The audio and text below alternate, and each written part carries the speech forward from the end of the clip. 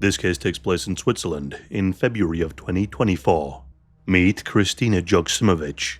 She was born on the 15th of April 1985. It's said that her upbringing was relatively stable and that she had a passion for sport. Family and friends described her as beautiful inside and out.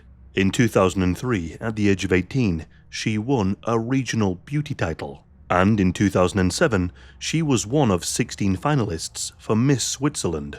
She didn't win, but for her it was a great achievement. In this whole experience, she learned a lot about beauty pageants. So that same year, she founded a business called Catwalk Coach. She taught models, pageant contestants, and businesswomen how to walk on a runway and how to move in high heels. Over the next decade and a half, she became one of the most well-known catwalk coaches in the whole of Switzerland. She even mentored contestants inside the Miss Switzerland organization.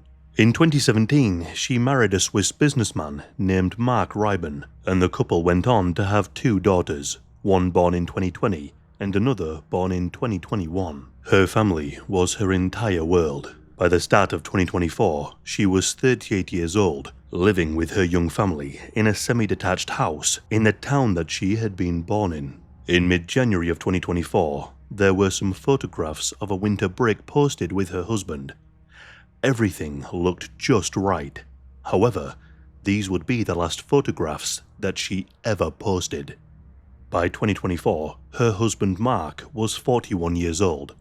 Very little is documented about his childhood, hobbies or interests, which would give us an insight into who he was. His public self-image was consistent and rather unremarkable.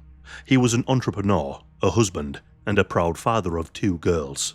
Outside work, he volunteered with a scout group, and acquaintances and neighbors described him as the ideal husband in a perfect family.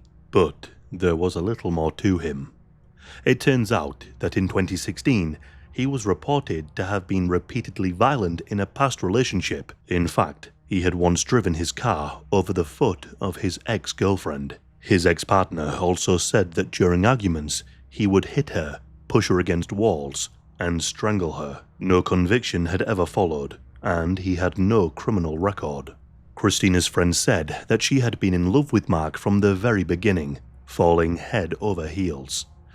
But one longtime friend had been surprised that she got into the relationship at all. She said that he didn't suit her at all. She claimed that Marc was arrogant, critical, and almost too introverted. And perhaps this friend was right, because the marriage did begin to decline after the children were born. It's said that the 2 stopped getting on, and they drifted apart. Kristina and Marc tried couple counseling for a time, but then Marc refused to continue. By the sounds of it, Marc wasn't too easy to live with. He became controlling of the children. Friends witnessed a further decline in the relationship in 2022. Marc later agreed that this was the year that things got worse for the couple, but he said that his wife's behavior had changed. He claimed that she had begun making audio recordings of their conversations, but this was for good reason. Kristina began feeling more and more unsafe around him, and sure enough, he was violent with her too. The first dated record of violence in the marriage was a police emergency report from the 14th of July 2023. Marc assaulted Kristina, and there were photographs taken at the time. They showed how Marc had left marks around her neck after choking her. About a month after that police report, in August of 2023, Kristina recorded a conversation in which she told Marc that she wanted to separate. She framed it around the children. By the summer of 2023, her decision to leave was settled. She wanted to separate, but she also wanted to stay home with the youngest daughter until the child was old enough for kindergarten, and to do that, she would need financial support from Marc. Marc, on the other hand, opposed the divorce. He demanded permanent custody of both daughters, and he refused to provide any financial support. In his own words, he said he was afraid of losing the children, the house, and the business he founded. It was Tuesday, the 13th of February 2024, the day before Valentine's. The 2 daughters were at a daycare. Only Kristina and her husband were in the house. That morning, another argument erupted, and it ended with Kristina being hit in the face. She drove him out of the house soon after and said that he had to leave now for good. Later that morning, they both agreed to discuss the terms of their separation once and for all. This was scheduled for midday. Kristina had good intentions going into this talk. She wanted to be fair, but also stern. She wanted the split, and she wanted the kids. Marc, on the other hand, knew what Kristina wanted, and decided then and there that he wasn't going to let her split with him or take the kids. When he arrived at the house, he had one thing on his mind. Whether or not the two talked is unclear, but what is clear is that he began an assault with a punch in the face, followed by more. And he didn't stop there. This time, he pulled her hair hard enough to tear some of it out. He then grabbed Kristina by the throat and forced her up against the wall. He choked her there with his bare hands until she lost consciousness. Then, while she was out cold, he searched for something to wrap around her neck. He found something which is described as a band-shaped ligature. Some sources claim it was a ribbon, and others say it was something like string. Regardless, he wrapped something around her neck, strangling her until he knew that she would never wake up again. By this point, it was about 1 o'clock in the afternoon. It was an hour-long assault, so she did not die quickly. He then carried her body down to the basement laundry room, and what he did down there makes this case a truly shocking one. Over the course of 3 hours, he dismembered her body. He did so using ordinary household and garden implements. For example, he used garden shears, knives, and a jigsaw, which is a powerful tool normally used for cutting wood. After reducing her body to more manageable sized pieces, he went even further. He used an industrial blender. He placed her body parts into this blender to liquefy her remains as much as he could. He then attempted to dispose of what was left by mixing the liquid with roughly 10 liters of disinfectant chemicals like bleach. The sheer brutality and the degree of desecration is chilling. Marc had also done something else. He deliberately removed one of her organs. He removed her uterus. He then put the remains into a black sack and left them in the laundry room. He forgot one thing. The kids were at school and daycare, and the daycare had already called Kristina's parents that afternoon because no one had come to collect the girls when they were supposed to, and so Kristina's parents actually had to pick up both of the daughters, and they took them straight to Marc's home. Marc answered the door like nothing had happened. In fact, he decided to repay the favor of collecting the children by making Kristina's parents dinner. They came inside and sat down at the dinner table, unaware that the liquefied remains of their daughter were just downstairs. He spoke to them throughout the night like nothing had happened before putting his children to bed. All the while, Kristina was downstairs, semi-pureed in black bags. Kristina's father stuck around while Marc put the children to bed, but he thought that something was off. While Marc was distracted, the suspicious father searched the cellar and entered the laundry room, and down there, he found a black bin bag. Inside the black bin bag, he found his daughter's head, with the hair still attached. The father ran out of the house screaming until a passerby alerted the police. The police received the call shortly after 8:30 that evening. Officers reached the house within minutes. On the night of the 13th of February, Marc was arrested inside the house in the presence of his parents-in-law. After entering the basement and hearing what Kristina's father had to say, they officially reported that the victim was a 38-year-old Swiss woman, Marc's own wife. The children were placed in emergency care immediately.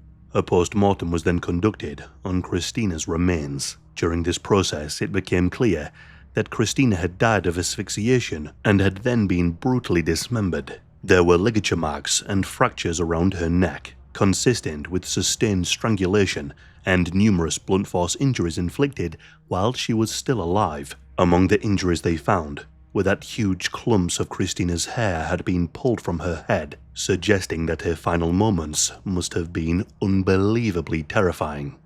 At first, Marc claimed to the police that he had merely found his wife dead, As you can imagine, the police did not believe him. On the 15th of February, Marc was brought before the courts for a pre-trial hearing where he was placed in jail pending the criminal trial. It was after this that he went on to claim that he acted in self-defense, essentially changing his story. He made several appeals to be released on bail, but all of these appeals failed. During this time, the investigation continued.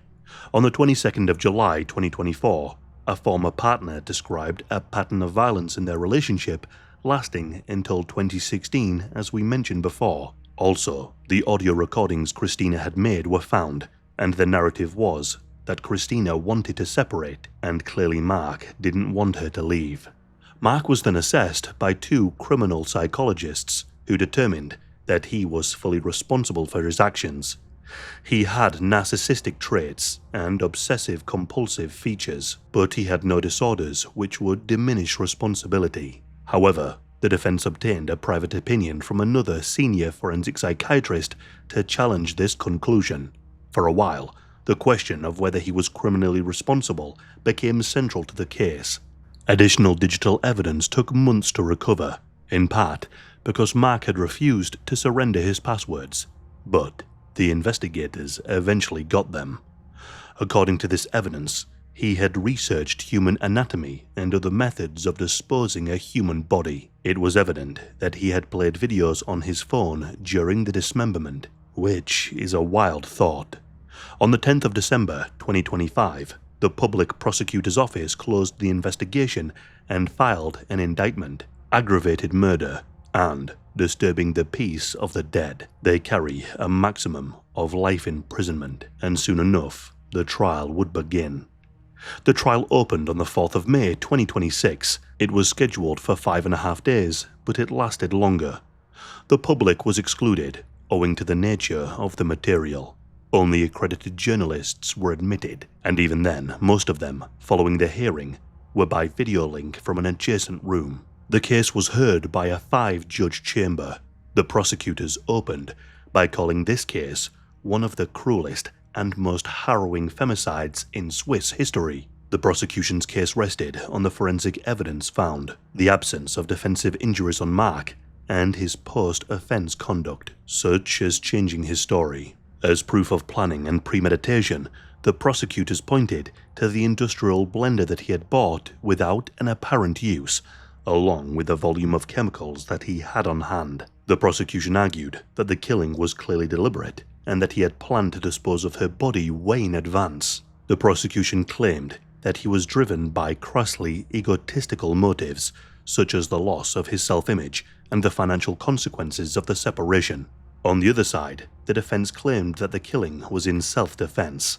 Marc testified that the conversation had begun positively before his wife supposedly attacked him with a knife. Following this, he killed her, and that the dismemberment that followed was a panic reaction. He read this as a statement, and he said he had caused his family immeasurable suffering, and that what he had done was absolutely unforgivable. Marc claimed that he took full responsibility. He also said that not a day passed that he did not despair and ask why he failed to prevent this tragedy. He offered the bereaved family 100 francs as a gesture of remorse.